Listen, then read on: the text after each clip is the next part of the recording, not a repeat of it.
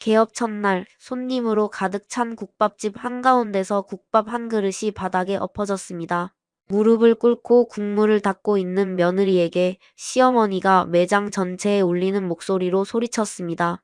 부모가 없어서 그래? 이것도 제대로 못하니? 천박해. 수십 명의 손님이 지켜보는 앞에서였습니다. 이 가게에 전 재산 5천만 원을 투자하고 석 달 동안 새벽까지 바닥을 닦으며 오픈을 준비한 사람이 바로 그 며느리였는데 말이죠. 보육원 출신이라는 이유로 가족에게 인정받고 싶어서 모든 걸 바쳤던 그 마음을 생각하면 정말 가슴이 아픕니다.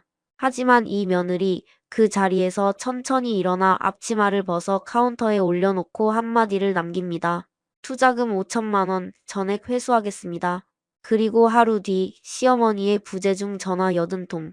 투자금을 지키려는 며느리와 돈을 빼앗겼다고 분노하는 시어머니의 전쟁이 시작되었습니다. 부모도 없고 기댈 곳도 없는 이 여자는 과연 어떻게 헤쳐나갈까요? 오늘의 사연 시작합니다. 안녕하세요. 저는 32세 강은서입니다. 식품회사 품질관리팀에서 10년째 일하고 있습니다.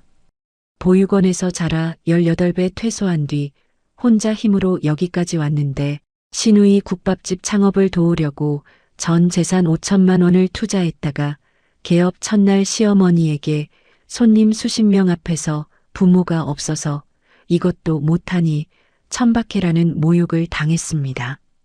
그 자리에서 투자금 전액 회수를 선언하고 나왔더니 하루 만에 시어머니의 부재중 전화가 80통이 쌓여 있었습니다. 이 사연을 꼭 들어주셨으면 합니다. 남편 이재혁과 결혼할 때 시어머니 금자 여사는 끝까지 반대했습니다. 출신을 알 수 없는 여자를 우리 집안에 들릴 수 없다. 금자 여사가 식탁을 내리치며 말했을 때 재혁이 무릎을 꿇었습니다.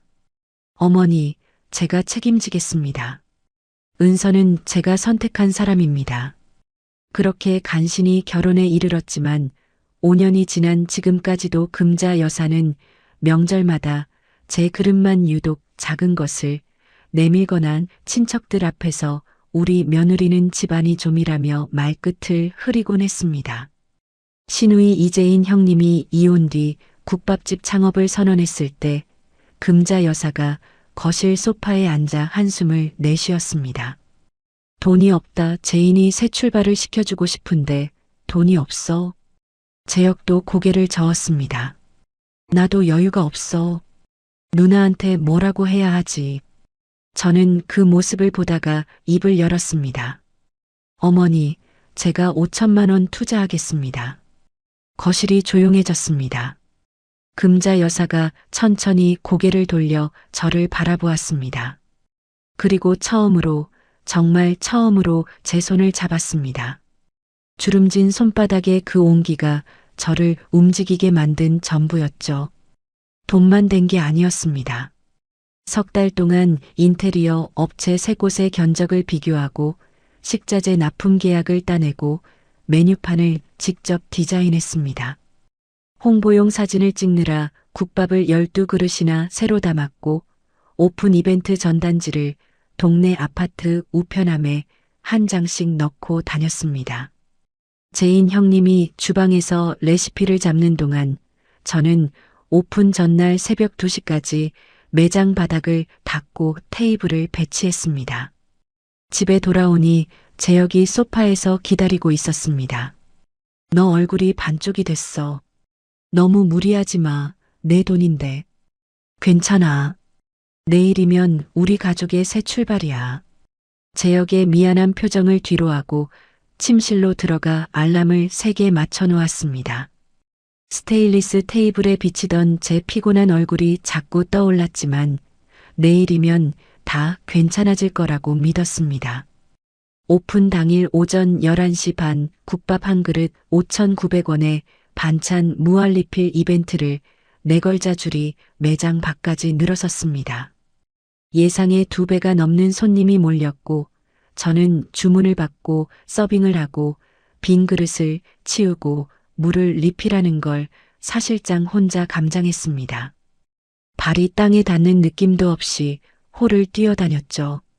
12시가 조금 넘었을 때였습니다.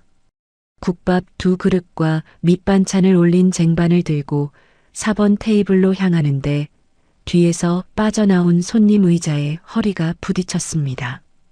균형을 잃었습니다. 뜨거운 국물이 쟁반 위로 넘치더니 국밥 한 그릇이 바닥에 엎어졌습니다. 만석인 홀의 수십 명이 일제히 이쪽을 쳐다보았습니다. 허겁지겁 무릎을 꿇고 바닥을 닦는데 금자 여사가 홀을 가로질러 다가왔습니다. 국밥 한 그릇이 얼만데 바닥에 쏟아. 매장 전체에 울려 퍼지는 목소리였습니다. 부모가 없어서 그래. 이것도 제대로 못하니? 천박해. 어디서 자랐는지 티가 나. 바닥을 닦던 손이 멈췄습니다. 수십 명의 시선이 제 등에 꽂혔습니다. 제인 형님이 주방에서 뛰어나왔습니다. 엄마, 손님들 다 보고 있어. 그만해. 닥쳐. 보육원 출신이 뭘 안다고. 금자 여사가 제인 형님을 밀어냈습니다. 저는 천천히 일어났습니다. 무릎에 묻은 국물을 대충 털어내고 앞치마를 풀어 카운터 위에 올려놓았습니다. 어머니, 금자 여사가 저를 내려다보았습니다. 제가 이 가게에 투자한 5천만 원 전액 회수하겠습니다. 가방을 집어들고 유리문을 밀어 나왔습니다.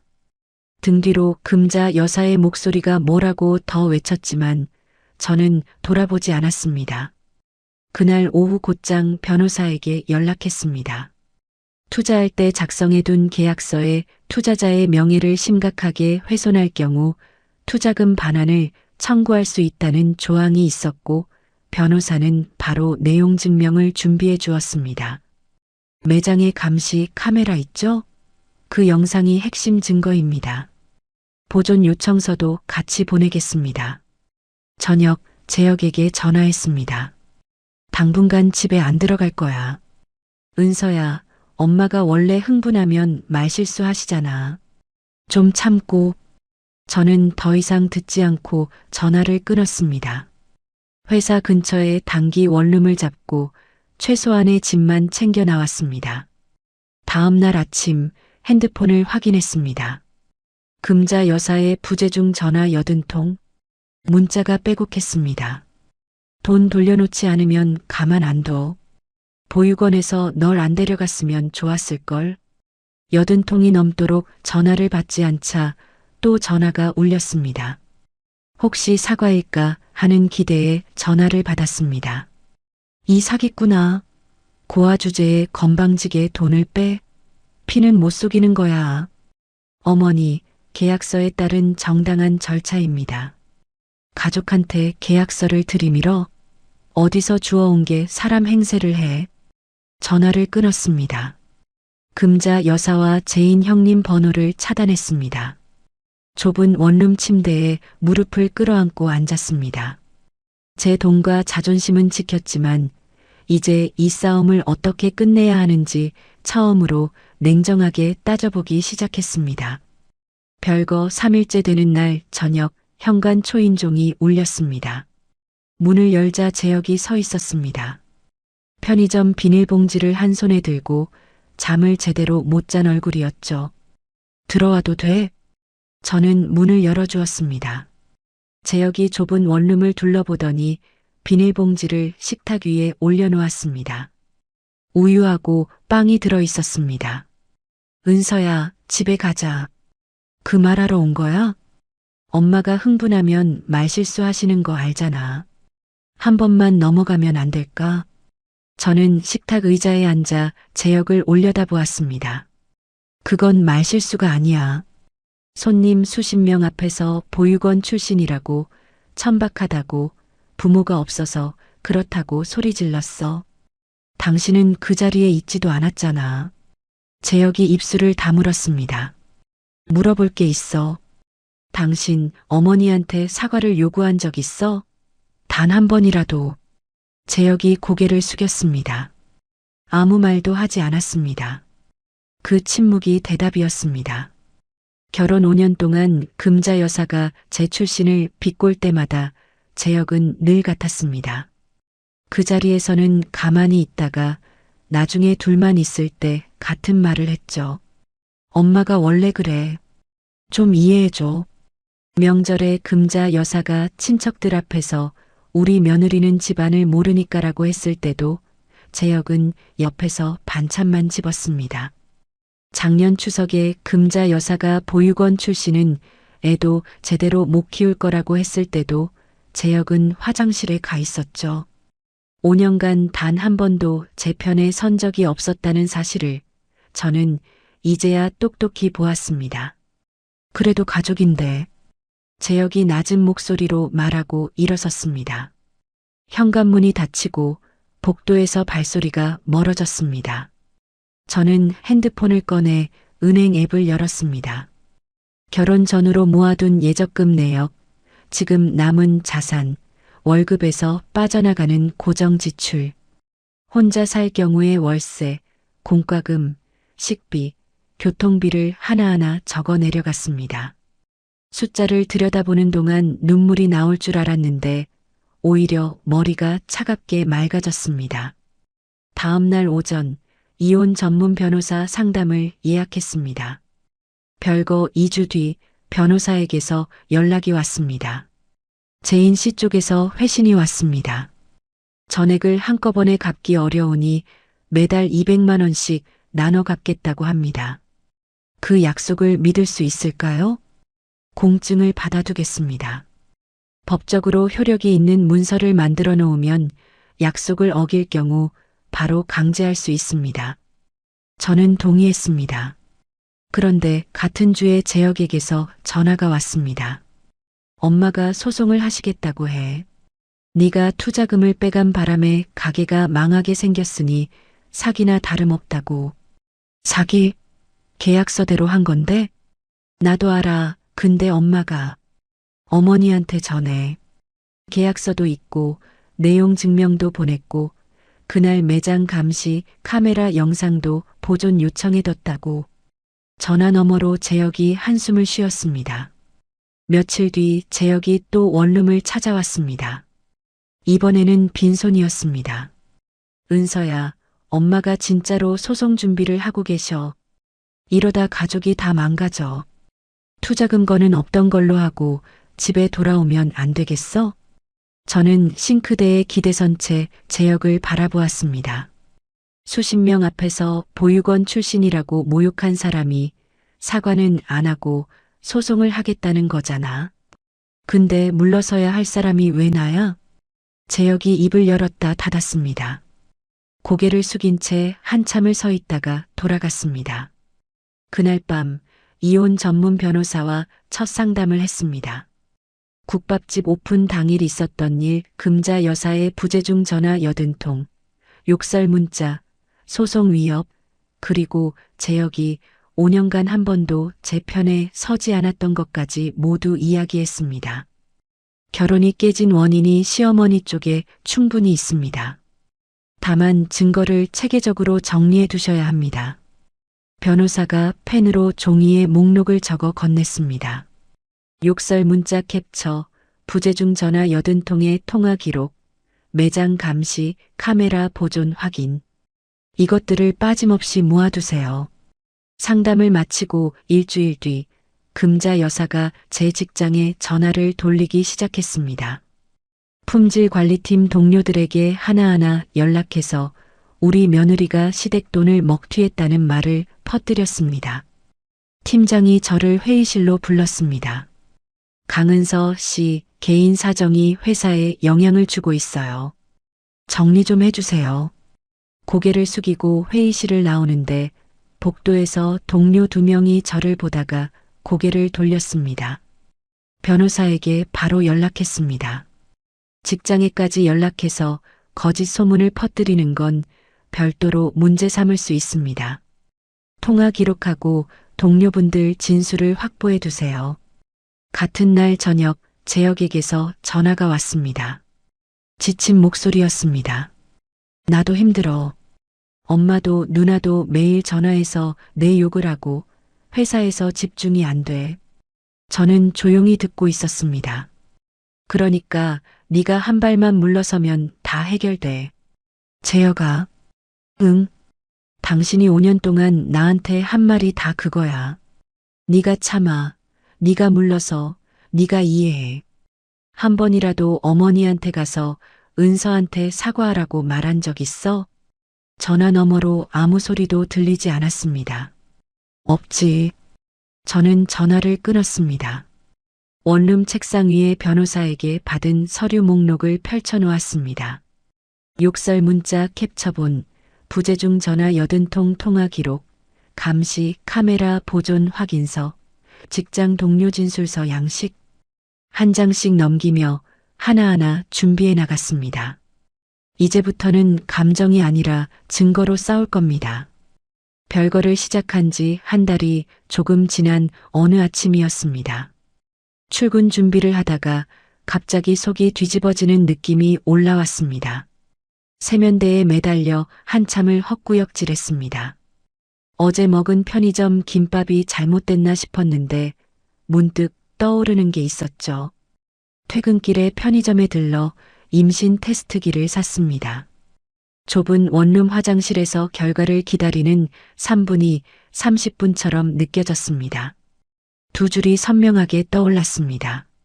저는 변기 옆 차가운 바닥에 주저앉아 한동안 테스트기만 들여다보았습니다.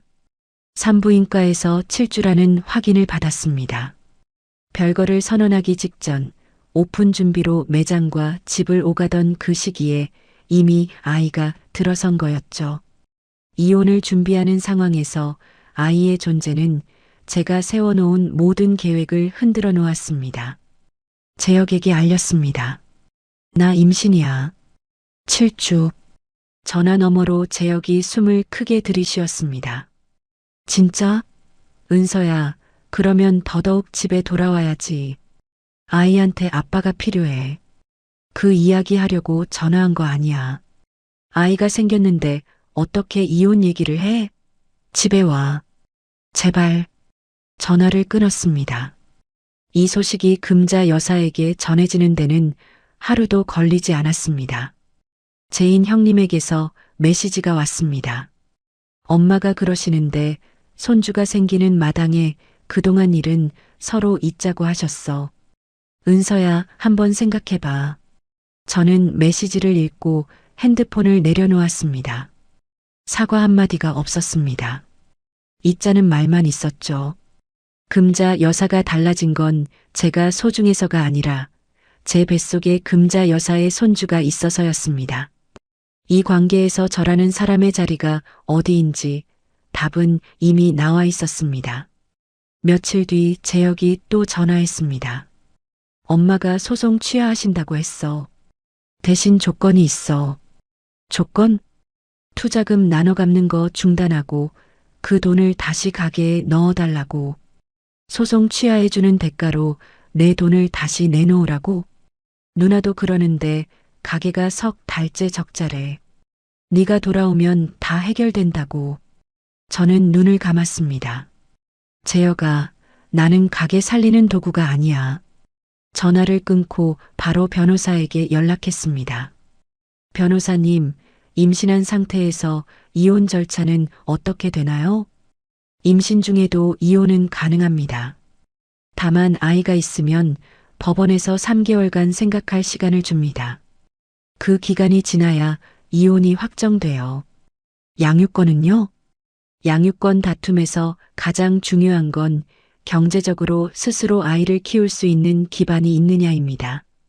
지금 직장 급여하고 돌려받고 있는 투자금만으로는 출산하고 아이 키우면서 동시에 소송까지 감당하기에 빠듯할 수 있어요.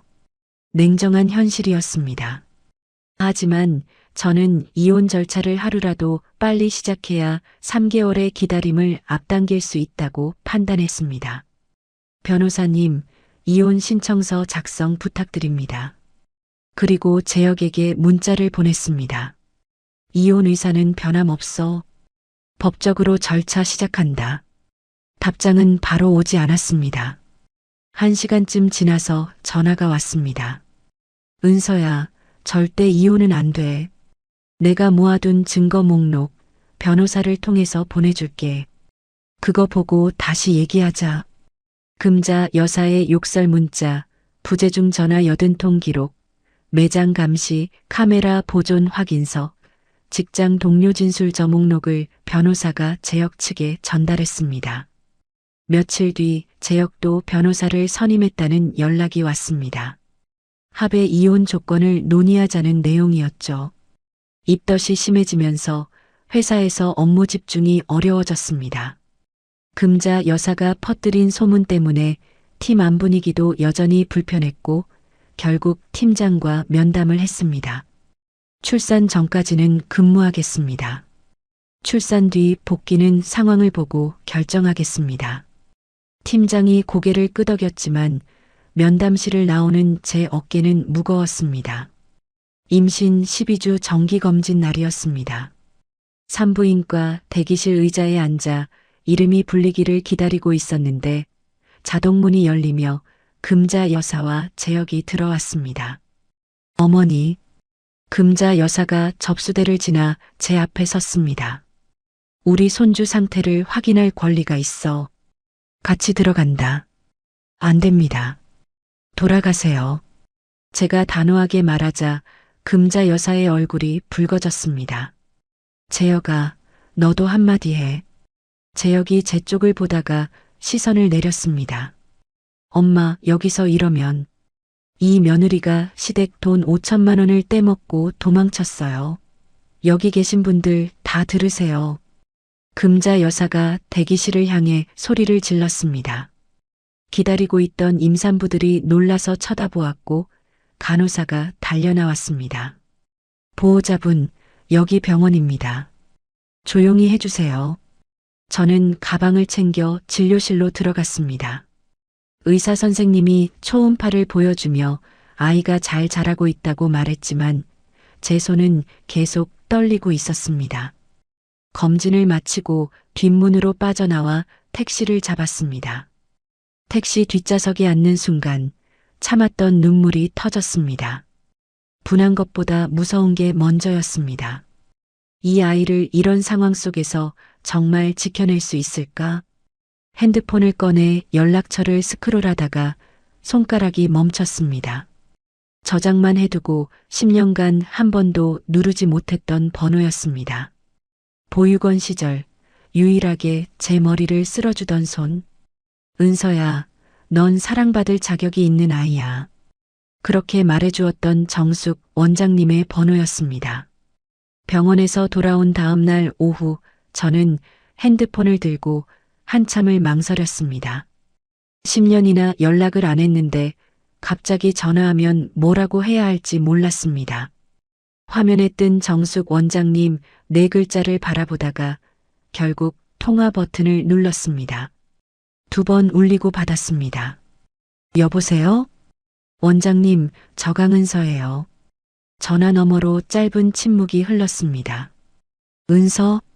우리 은서? 원장님의 목소리가 떨렸습니다. 10년이다. 이 녀석아. 어디서 뭐하고 산 거야? 어디 아픈 거 아니지? 원장님, 저 드릴 말씀이 많아요. 지금 당장 나와. 보육원 앞에 분식집 알지? 거기서 보자. 전화를 끊고 옷을 갈아입는데 손이 떨렸습니다. 택시를 타고 보육원 근처에 내리니 분식집 유리문 안쪽에서 원장님이 먼저 와 앉아 계셨습니다. 머리카락이 많이 하얘지셨지만 저를 보자마자 자리에서 벌떡 일어나는 모습은 10년 전 그대로였습니다. 이것 좀 봐. 얼굴이 반쪽이 됐네. 원장님이 제 2 손을 잡고 위아래로 훑어보았습니다. 저는 자리에 앉자마자 입을 열었습니다. 결혼 이야기부터 시작했습니다. 금자 여사가 결혼을 반대한 것, 5년간 출신을 비꼬던 것, 신우이 국밥집에 5천만 원을 투자한 것, 오픈 당일 수십 명 앞에서 들은 모욕, 투자금 회수, 부재중 전화 80톤, 별거, 이혼 준비, 그리고 임신. 처음부터 끝까지 물 한 모금 안 마시고 쏟아냈습니다. 원장님은 한마디도 끊지 않고 끝까지 들었습니다. 떡볶이가 식어가는 것도 모르고 제 얼굴만 바라보았죠. 이야기가 끝나자 원장님이 천천히 입을 열었습니다. 나도 하나 이야기해 줄 게 있다. 원장님이 종이컵에 물을 한 모금 마시고 내려놓았습니다. 나도 남편한테 맞고 살았어. 아이 둘을 데리고 나와서 보육원 일을 시작한 거야. 그때 주변에서 다들 그랬어. 참아라, 아이들 아빠가 필요하다. 가족을 지켜야지. 근데 은서야. 원장님이 제 손을 꽉 잡았습니다. 참는 게 가족을 지키는 게 아니야. 참는 건 나를 부수는 거야. 목 안쪽이 뜨거워졌습니다. 그동안 혼자 짊어지고 있던 것, 내가 조금만 더 참았으면 가족이 유지됐을 거라는 죄책감이 원장님의 그 한마디에 조금씩 풀어지기 시작했습니다. 울어도 돼. 원장님이 종이 냅킨을 제 앞에 밀어주었습니다. 저는 분식집 구석자리에서 한참을 울었습니다. 눈물이 그치고 나서 원장님이 물수건으로 제 얼굴을 닦아주며 말했습니다. 은서야, 네가 식품회사에서 10년 일했다고 했지? 품질 관리? 네. 보육원이랑 연결된 복지관에 한부모 지원 프로그램이 있어. 거기 먼저 연결해 줄게. 그리고 하나 더. 원장님이 몸을 앞으로 기울였습니다. 내 경력이면 반찬 사업을 해볼 만해. 위생 기준이나 성분 관리는 네가 전문가잖아. 소규모로 밑반찬 세트를 만들어서 팔아보는 거야. 원장님, 저 임신한 몸이에요. 가능할까요? 우리 집 주방을 이른 아침이나 저녁에 써. 퇴근 후랑 주말을 활용하면 돼. 처음부터 크게 할 필요 없어. 내 지인들이랑 동네 엄마들 모임에 소량으로 팔아보는 거지. 저는 고개를 숙이고 한참 생각했습니다. 돌아가는 길 택시 안에서 원장님이 건넨 말을 되씹었습니다. 그날 밤 원룸에서 노트를 꺼내 만들 수 있는 반찬 목록을 적기 시작했습니다. 반찬 시범 판매를 시작한 지 2달쯤 지났을 때 주문이 하루 10건에서 25건으로 늘었습니다. 식품회사에서 10년간 배운 위생 기준과 성분 관리가 입소문을 탄 덕분이었죠. 복지관에서 만난 미영 씨와 수진 씨를 파트타임으로 고용했습니다. 미영 씨는 식당에서 일한 경험이 있어 조리를 맡았고 수진 씨는 포장과 배달을 해주었습니다. 같은 시기에 이혼 절차도 진행되었습니다. 법원에 신청서를 접수하고 3개월의 기다림이 시작되었죠. 재혁 쪽 변호사가 양육권을 재혁에게 달라고 주장했습니다. 아이는 아버지 쪽에서 키우는 게 경제적으로 안정적입니다. 저는 반찬 사업 매출 내역, 복지관 한부모 지원 서류, 사업 확장 계획서, 정숙, 원장님의 양육 보조의사 확인서를 하나씩 준비했습니다. 내가 이 아이를 키울 수 있다는 것을 숫자와 서류로 증명해야 했습니다. 석 달째에 접어들면서 주문이 계속 늘었고 원장님 자택 주방으로는 물량을 감당하기 어려워졌습니다. 소상공인 지원센터에서 상담을 받은 뒤 동네 공유 주방을 빌리고 위생 요건을 갖춰 사업자 등록을 마쳤습니다. 임신 7개월, 배가 많이 불러와서 오래 서 있기가 힘들었습니다. 미영 씨와 수진 씨가 조리와 배달을 맡아주었고 저는 주문 관리와 식자재 주문, 위생 점검에 집중했습니다. 어느 오후 공유 주방 문이 열리며 제인 형님이 들어왔습니다. 예고 없는 방문이었습니다. 형님의 얼굴이 많이 수척해져 있었습니다. 은서야. 형님이 앞치마를 두른 저를 보더니 입술을 깨물었습니다. 국밥집, 이번 달 말로 문 닫는다. 폐업 신고 냈어. 저는 아무 말 없이 형님을 바라보았습니다. 엄마가 그날 그러지 않았으면 네가 그렇게까지 해줬는데 다 엄마 입 때문에 망한 거야. 형님이 고개를 깊이 숙였습니다. 그리고 나도 그날 엄마를 제대로 말렸어야 했어. 미안해, 은서야. 진짜 미안해. 긴 침묵이 흘렀습니다. 공유 주방의 환풍기 소리만 돌아갔습니다. 형님, 용서는 아직 못하겠어요. 근데 형님이 사과한 건 기억할게요. 형님이 눈을 붉히며 고개를 끄덕였습니다. 남은 투자금은 가게 정리하고 내가 다시 취직해서라도 꼭 갚을게. 형님이 돌아간 뒤 저는 공유 주방 조리대에 두 손을 짚고 서서 숨을 고르었습니다. 출산이 다가오고 있었고 3개월의 기다림도 끝나가고 있었습니다. 하나씩 하나씩 넘어야 했습니다. 3개월의 기다림이 끝난 날 가정법원에 갔습니다. 재혁과 나란히 판사 앞에 앉았습니다. 만삭에 가까운 배가 의자 앞 테이블에 닿을 듯했죠. 판사가 물었습니다. 두 분 모두 이혼 의사에 변함이 없습니까? 네. 제가 먼저 대답했습니다. 재혁이 잠깐 멈칫하더니 낮은 목소리로 대답했습니다. 네, 없습니다. 양육권은 제게, 재혁은 매달 양육비를 보내고 격주 토요일에 아이를 만나는 조건이었습니다. 금자 여사의 폭언으로 결혼이 깨진 책임이 인정되어 재혁 쪽에서 위자료를 지급하는 것으로 합의가 끝났습니다. 법원을 나서며 복도에서 재혁과 마지막으로 눈이 마주쳤습니다. 재혁의 얼굴에는 미움도 분노도 없었습니다. 깊은 피로만 서려 있었죠. 저도 한때 이 사람과 웃으며 아이를 맞이하는 미래를 그렸습니다. 그 그림이 완전히 사라졌다는 것을 담담하게 받아들이며 법원 계단을 내려왔습니다. 이혼 신고를 마치고 3주 뒤 아들을 낳았습니다.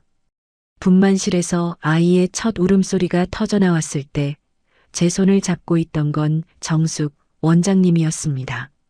잘했어, 은서야. 잘했어. 원장님이 제 이마에 땀을 닦아주었습니다. 간호사가 아이를 제 가슴 위에 올려주었습니다. 붉고 쭈글쭈글한 얼굴이었는데 세상에서 가장 예쁜 얼굴이었습니다. 이름을 한결이라고 지었습니다. 아버지 성을 따라 이한결. 한결같이 흔들리지 않는 사람이 되라는 뜻을 담았습니다. 원장님이 자기 집에서 한 달간 쉬라고 했습니다. 산후조리원 비용이 부담되던 차에 원장님의 제안이 얼마나 고마웠는지 모릅니다. 원장님의 집 작은 방에서 한결이와 함께 지내며 몸을 추슬렀습니다. 그 한 달 동안 반찬 사업은 미영 씨와 수진 씨가 둘이서 꾸려나갔습니다. 한 달 뒤 한결이를 안고 공유 주방에 복귀했습니다. 문을 열자 미영 씨와 수진 씨가 기다리고 있었습니다. 미영 씨가 작은 꽃다발을 내밀었고 수진 씨가 접힌 종이 한 장을 건넸습니다. 사장님, 이거 저희가 썼어요. 종이를 펼치니 수진 씨의 둥근 글씨로 사장님, 엄마 힘내세요라고 적혀 있었습니다. 그리고 사장님, 이거 보세요. 미영 씨가 조리대 위에 올려둔 서류 한 장을 가리켰습니다. 소상공인 지원센터에서 연락 왔어요. 지역 어린이집 단체 급식 납품 공고가 떴대요. 서류를 읽어 내려갔습니다. 어린이집 단체 급식을 납품하려면 지금 공유 주방 규모로는 위생 기준을 맞추기 어려웠습니다. 시설을 넓히려면 돈이 필요했는데 투자금 돌려받는 것과 위자료를 합쳐도 넉넉하지 않았습니다. 며칠을 고민하다가 소상공인 지원센터 담당자를 만났습니다. 담당자가 저금리 대출 프로그램과 여성 창업 지원 공모전 정보를 알려주었습니다. 강은서 대표님, 사업 계획서를 잘 쓰시면 충분히 가능성이 있습니다. 그날부터 밤마다 한결이를 재운 뒤 식탁에 앉아 사업 계획서를 썼습니다. 한 줄 쓰다가 한결이가 울면 안아서 달래고 다시 앉아서 한 줄을 더 썼습니다. 그런데 제인 형님에게서 연락이 왔습니다. 은서야, 엄마가 재혁이한테 맨날 전화해서 양육권을 바꾸라고 하고 계셔. 손주를 빼앗겼다고. 형님, 양육권은 법원에서 정한 거예요. 나도 알아. 그냥 알고는 있으라고. 전화를 끊고 한결이를 내려다보았습니다. 한결이가 제 손가락을 꽉 쥐고 잠들어 있었습니다. 재혁이 격주 토요일에 한결이를 데리러 올 때마다 아이를 금자 여사 집에 데려가는 게 습관이 되어가고 있었습니다. 한결이가 금자 여사 곁에서 정기적으로 시간을 보내는 것이 마음에 걸렸지만 면접 교섭은 재혁의 권리였기에 막을 수가 없었습니다. 정숙 원장님에게 이 고민을 꺼냈습니다.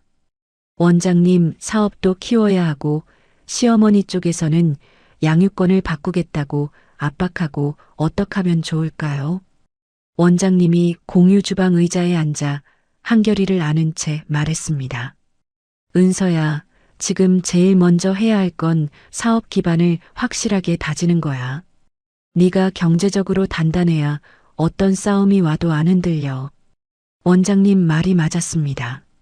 저는 다시 사업계획서 앞에 앉았습니다. 1년 전 국밥집 바닥에서 무릎을 꿇고 엎질러진 국물을 닦던 제가 지금 내 사업의 확장 계획서를 쓰고 있었습니다. 잠깐 펜을 멈추고 고개를 들었다가 다시 펜을 쥐었습니다. 써야 할 것들이 아직 많이 남아 있었습니다. 한결이가 태어난 지 3개월째 되던 날 소아과 정기검진에 갔습니다. 의사 선생님이 청진기를 한결이 가슴에 대고 한참을 들었습니다. 고개를 갸웃하더니 초음파 검사를 해보자고 했습니다. 어머니, 아기 심장에 좀 봐야 할 부분이 있어요. 큰 병원에서 정밀 검사를 받으셔야 합니다. 진료실 의자에서 다리에 힘이 빠졌습니다. 한결이를 아는 두 팔에 절로 힘이 들어갔습니다. 심장이요? 심장이 어떻다는 건가요? 여기서 정확히 말씀드리기 어렵고요. 대학병원에서 자세히 확인해 보셔야 합니다. 대학병원 검사 결과 한결이의 심장벽에 작은 구멍이 있다고 했습니다. 당장 수술할 정도는 아니지만 정기적으로 경과를 봐야 하고 상태에 따라 나중에 수술이 필요할 수도 있다는 설명이었습니다. 치료비는 어느 정도 들까요? 의사 선생님이 대략적인 금액을 말해 주었습니다. 머릿속이 하얘졌습니다. 사업을 넓히려고 모아두던 돈을 한결이 치료비에 먼저 써야 했습니다. 어린이집 단체 급식 납품을 위한 시설 투자는 미뤄야 할 판이었죠. 병원을 나오는데 재혁에게서 전화가 왔습니다. 한결이 검사 결과 어떻대? 심장에 작은 문제가 있대. 정기적으로 병원에 다녀야 하고 치료비가 만만치 않아. 은서야, 아이가 아픈데 네가 혼자 감당이 돼? 내가 키우는 게 맞지 않겠어? 뭐? 엄마도 그렇게 말씀하시고 나는 양육권을 바꿔달라고 법원에 신청하려고 해. 전화를 쥔 손이 떨렸습니다. 재혁아, 아이가 아프다는 소식을 듣고 제일 먼저 하는 말이 양육권이야? 한결이를 생각해서 하는 말이야. 한결이를 생각한다면서 양육권을 바꾸겠다고? 5년 동안 어머니가 나한테 뭐라고 했는지 다 잊었어? 그 집에서 내 아이를 키우겠다고? 전화를 끊었습니다. 한결이가 제 품에서 잠들어 있었습니다. 작은 가슴이 오르락 내리락 하는 것을 보며 병원 로비 벤치에 한참 앉아 있었습니다. 바로 변호사에게 연락했습니다. 변호사님, 상대 쪽에서 양육권을 바꿔달라고 신청할 것 같습니다. 아이의 건강 문제만으로는 양육자를 바꿀 만한 큰 사유로 인정받기 어렵습니다. 하지만 상대 쪽에서 은서 씨의 경제 사정과 아이의 건강을 묶어서 양육 환경이 부적합하다고 주장할 수 있어요. 병원 기록, 치료 일정, 수입 내역을 꼼꼼하게 준비해 두셔야 합니다. 사업 쪽도 흔들렸습니다. 시설 투자를 미루면서 어린이집 급식 납품 입찰에 참여하지 못했고 미영 씨가 조심스럽게 물었습니다. 사장님, 사업이 계속 될 수 있는 거죠? 미영 씨, 걱정 마세요. 방법을 찾을게요. 그렇게 대답했지만 사업 위축과 한결이 치료비, 양육권 다툼이 한꺼번에 조여오면서 며칠을 제대로 잠들지 못했습니다. 새벽에 한결이의 작은 숨소리를 들으며 천장만 바라보았습니다. 재혁의 격주 면접 교섭 날이 돌아왔습니다. 재혁이 한결이를 데려간 뒤 약속 시간이 지나도 아이를 돌려보내지 않았습니다. 1시간이 지나고 2시간이 지났습니다. 전화를 걸었지만 받지 않았습니다. 결국 택시를 타고 금자 여사 집 앞까지 찾아갔습니다. 초인종을 누르자 금자 여사가 문을 열었습니다. 안쪽에서 한결이 울음소리가 들렸습니다. 한결이 데리러 왔습니다. 약속 시간이 2시간이나 지났어요. 내 손주를 내가 보겠다는데 뭐가 문제야? 금자 여사가 문틀에 팔을 기대며 저를 내려다보았습니다. 아이가 아프다면서? 엄마 혼자 키우겠다고 큰 소리 치더니 병원비는 감당이 돼? 어머니, 한결이 주세요. 이 아이는 우리 집안 핏줄이야. 네가 뭔데 마음대로 해. 재혁이 안쪽에서 한결이를 안고 나왔습니다. 제가 한결이를 받아 안았습니다. 한결이가 울다 지쳐 제 어깨에 얼굴을 묻었습니다. 돌아오는 택시 안에서 한결이를 꼭 안은 채 처음으로 한계를 느꼈습니다. 혼자 감당하는 것에 벽이 보였습니다. 정숙 원장님에게 전화했습니다. 원장님, 저 이제 어떻게 해야 할지 모르겠어요. 내일 당장 만나자. 같이 방법을 찾자.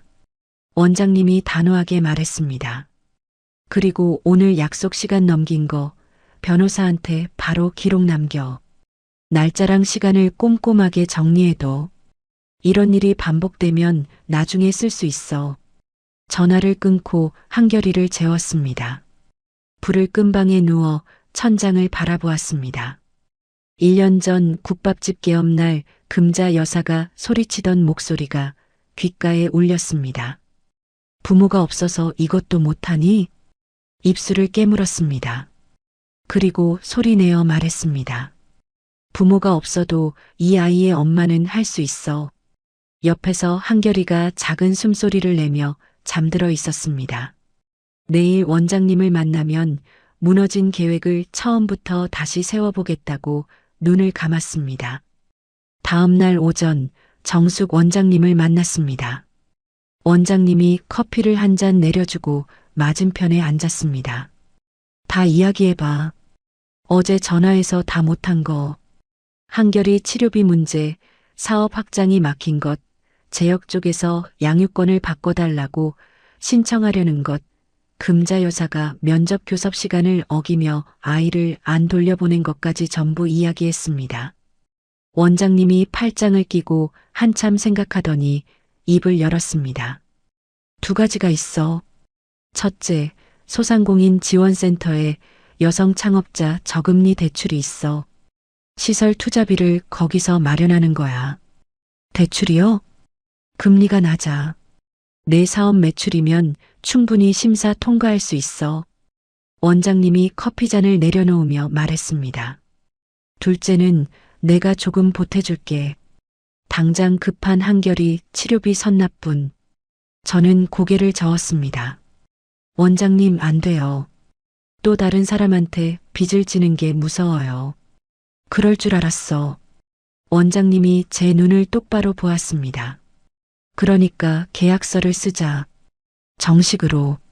수익 나면 갚으면 되고 조건은 네가 직접 정해. 은서야, 국밥집 때 배운 거 있잖아. 국밥집 때 배운 것.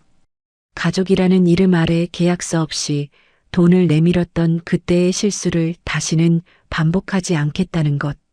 저는 변호사를 통해 투명한 투자 계약서를 만들었습니다. 금액, 상환 조건, 기간을 모두 명확하게 적었습니다. 원장님이 계약서에 서명하며 웃었습니다. 이래야 사업까지. 소상공인 지원센터의 저금리 대출 심사를 통과했습니다. 시설 투자비가 확보되면서 공유 주방을 위생 기준에 맞게 넓혔고 다음 어린이집 단체 급식 납품 공고에 다시 참여할 수 있는 기반이 마련되었습니다. 미영 씨와 수진 씨를 불러 이야기했습니다. 시설 넓히고 나면 물량이 안정적으로 들어올 거예요. 걱정 끼쳐서 미안했어요. 미영 씨가 앞치마를 매만지며 말했습니다. 사장님, 저는 어디 안 가요. 끝까지 같이 할 거예요. 수진 씨도 고개를 끄덕였습니다. 양육권 쪽도 준비를 마쳤습니다. 변호사가 한결이의 대학병원 진료 기록, 정기 치료 일정을 제가 빠짐없이 이행하고 있다는 증빙, 반찬 사업의 안정적인 수입 내역, 저금리 대출을 통한 시설 확장 계획, 정숙 원장님과 지역 복지관의 양육 지원 체계까지 서류를 묶어 법원에 제출했습니다. 양육권 심판이 열리는 날 법원 복도에서 재혁과 마주쳤습니다. 재혁이 먼저 입을 열었습니다. 은서야, 나는 한결이를 빼앗으려는 게 아니야. 진짜로 아이 걱정이 돼서. 재혁아, 걱정이 되면 양육비를 제때 보내고 면접 교섭 시간을 지켜. 2시간이나 늦게 아이를 돌려보낸 건 걱정이 아니야. 재혁이 입을 다물었습니다. 법정에 들어갔습니다. 판사가 양쪽이 제출한 서류를 검토한 뒤 결정을 내렸습니다. 현재 양육자 강은서의 양육 환경에 아이의 건강관리와 경제적 안정성 모두 문제가 없으며 이혼이 확정된 지 얼마 되지 않은 시점에서 양육 환경을 바꿔야 할 만한 중대한 이유가 인정되지 않습니다. 청구를 받아들이지 않겠습니다. 법원 복도로 나왔습니다. 벤치에 앉자마자 눈물이 쏟아졌습니다. 변호사가 옆에 서서 말했습니다. 잘 싸우셨습니다. 이 싸움은 양육권을 지킨 것만이 아니었습니다. 내가 이 아이의 엄마로서 충분하다는 것을 증명한 것이었습니다. 며칠 뒤 재혁에게서 문자가 왔습니다. 법원 결정 받아들인다. 그리고 그동안 미안했다. 어머니한테도 이제 그만하시라고 말씀드렸다. 한결이가 아픈데 싸우고만 있을 수는 없으니까. 결혼 기간 내내 한 번도 듣지 못했던 말이었습니다. 문자를 읽고 한참 동안 핸드폰을 들여다보았습니다. 며칠 뒤에는 재인 형님이 연락해 왔습니다. 엄마가 요즘 기력이 많이 떨어지셨어. 국밥집 문 닫은 뒤로 혼자 집에만 계시는데 손주 사진이라도 보고 싶다고 하셔. 복잡한 마음이었습니다. 정숙 원장님에게 이 이야기를 꺼냈습니다. 원장님, 어머니가 한결이 사진을 보고 싶어 하신대요. 어떻게 해야 할까요? 용서가 아니어도 돼. 다만 네가 주도권을 쥐고 내 조건 안에서 관계의 범위를 정하면 되는 거야. 저는 재혁에게 연락했습니다. 면접 교섭 때 어머니가 같이 계셔도 돼. 대신 조건이 있어. 나에 대한 비하 발언이 단 한 번이라도 나오면 그날로 철회할 거야. 알겠어. 약속할게. 첫 조건부 면접 교섭 날 금자 여사가 한결이를 안아 올렸습니다. 금자 여사의 눈가가 젖었습니다. 저를 향한 시선에는 여전히 복잡한 감정이 서려 있었지만 입에서 나온 말은 한마디뿐이었습니다. 아이가 예쁘구나. 저는 그 한마디를 가만히 들었습니다. 그것이 지금 제가 허용할 수 있는 전부였습니다.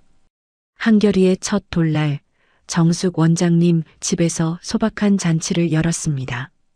원장님이 미역국을 끓여주셨고 미영 씨가 잡채를 만들어 왔고 수진 씨가 떡 케이크를 주문해 왔습니다. 복지관 담당자까지 와서 원장님의 작은 거실이 꽉 찼습니다. 제가 평생 꿈꿔온 가족의 모습이 바로 이 풍경이었습니다. 돌잡이 상을 차렸습니다. 실타래, 연필, 마이크, 청진기, 공을 올려놓았습니다. 한결이가 상 앞에서 두리번거리더니 작은 손을 뻗어 청진기를 움켜쥐었습니다. 거실이 웃음으로 가득 찼습니다. 우리 한결이 의사 되겠네. 미영 씨가 박수를 치며 말했습니다. 저는 웃으면서 준비해둔 이야기를 꺼냈습니다. 사실 오늘 여러분께 전해드릴 소식이 있어요. 지난번 정기검진에서 한결이 심장 경과가 좋대요. 구멍이 저절로 막힐 가능성이 높다고 하셨어요. 미영 씨가 두 손으로 입을 막았고 수진 씨가 눈을 붉히며 박수를 쳤습니다. 원장님이 한결이를 안아 올리며 한결이의 볼에 얼굴을 비볐습니다. 그래, 우리 한결이 튼튼하게 자라야지. 잔치가 끝난 뒤 제인 형님에게서 사진 한 장이 왔습니다. 금자 여사의 거실 선반 위에 한결이 돌잔치 사진이 액자에 담겨 있었습니다. 제가 제역을 통해 보내준 사진이었죠. 엄마가 은서한테 미안하다는 말을 입 밖에는 못 내시지만 요즘 많이 달라지셨어. 형님의 메시지를 읽고 한참을 들여다보았습니다. 금자 여사를 용서한 것은 아니었습니다. 그날 수십 명 앞에서 들었던 그 말이 완전히 지워지지는 않을 겁니다. 하지만 그 기억에 끌려다니지 않는다는 사실만으로도 저는 충분히 자유로워졌습니다. 반찬 사업은 시설을 넓힌 뒤 어린이집 단체 급식 납품에 성공하면서 안정적인 수익이 들어오기 시작했습니다. 원장님께 약속한 대로 투자금을 매달 나눠 갚기 시작했고 제인 형님도 재취업에 성공해서 남은 투자금 상환을 꾸준히 해오고 있었습니다. 국밥집 사건으로 끊어졌던 형님과의 사이는 완전히 회복된 건 아니었지만 한결이를 통해 조금씩 연결점이 생겨나고 있었습니다. 어느 저녁 한결이를 재우고 공유 주방에서 다음날 납품할 반찬을 준비하고 있었습니다. 물을 썰다가 문득 손이 멈췄습니다. 1년 반 전 신우이 국밥집 오픈을 앞두고 새벽까지 매장 바닥을 닦던 제 모습이 떠올랐습니다. 그때도 지금도 밤늦게 부엌에 서 있었습니다. 하지만 결정적으로 달라진 게 있었죠. 이 부엌은 제 것이었습니다. 다시 물을 썰기 시작했습니다. 반찬통에 하나씩 담아 뚜껑을 닫고 냉장고에 넣고 조리대를 행주로 닦았습니다. 핸드폰을 꺼내 연락처를 스크롤하다가 손가락이 멈췄습니다. 한때 차단했던 금자 여사의 번호가 눈에 들어왔습니다. 지금은 차단이 풀려 있었죠. 그날 수십 명 앞에서 퍼부었던 그 말 한마디가 제 인생을 완전히 바꿔놓았습니다. 그 모욕이 없었다면 저는 아마 평생 착한 며느리로 살면서 전 재산과 자존감을 모두 써버렸을 겁니다. 핸드폰을 내려놓고 원장님에게 밤인사 문자를 보냈습니다. 원장님, 저 요즘 괜찮아요. 잠시 뒤 답장이 왔습니다. 괜찮은 거면 됐다. 행복은 천천히 오는 거니까. 주방 불을 끄고 밖으로 나왔습니다. 밤하늘을 올려다보았습니다. 보육원 옥상에서 혼자 올려다보던 하늘과는 달랐습니다. 깜깜했지만 별이 또렷했습니다. 그때는 혼자여서 서러웠고 시댁에서는 함께여서 아팠고 지금은 제가 선택한 사람들과 함께여서 단단합니다. 집에 돌아와 잠든 한결이 옆에 누웠습니다. 내일 아침이면 다시 반찬을 만들고 납품하고 한결이를 병원에 데려가고 사업 계획을 점검하는 빠듯한 하루가 시작될 겁니다. 하지만 그 모든 바쁨의 한가운데에 저라는 사람이 서 있습니다. 저를 지켜낸 건 부모가 있고 없고의 문제가 아니었습니다. 스스로 일어서겠다고 마음먹은 한 번의 결심이었습니다. 한결이의 작은 손을 잡고 조용히 눈을 감았습니다. 내일은 소상공인 지원센터에서 알려준 지역 로컬푸드 브랜드 공모전 서류 마감일이었습니다. 아직 써야 할 이야기가 남아 있었습니다. 여기까지가 제 이야기입니다. 들어주신 분들 어떠셨나요? 저는 가족이라는 이름 하나에 매달려서 전 재산도 자존심도 내어줄 뻔했습니다. 참으면 괜찮아질 거라고, 조금만 더 버티면 인정받을 거라고 스스로를 속였죠. 근데 돌아보니까 참는 건 가족을 지키는 게 아니라 저를 부수는 거였습니다. 혹시 지금 비슷한 상황에 계신 분이 있다면 한 가지만 말씀드리고 싶어요. 누군가의 며느리이기 전에 누군가의 아내이기 전에 먼저 나 자신이라는 걸 잊지 마세요. 부모가 있든 없든, 배경이 있든 없든 스스로 일어서겠다고 마음먹은 그 한 번의 결심이면 충분합니다. 지금 힘드신 분들 혼자가 아닙니다. 제가 그랬던 것처럼 분명 손 내밀어주는 사람이 나타날 거예요. 오늘 제 이야기가 작은 힘이라도 되었으면 좋겠습니다. 긴 이야기 들어주셔서 감사합니다. 오늘도 이야기 끝까지 들어주셔서 감사합니다. 구독과 댓글은 저에게 큰 힘이 됩니다. 그럼 오늘 하루도 좋은 하루 보내시길 바라겠습니다.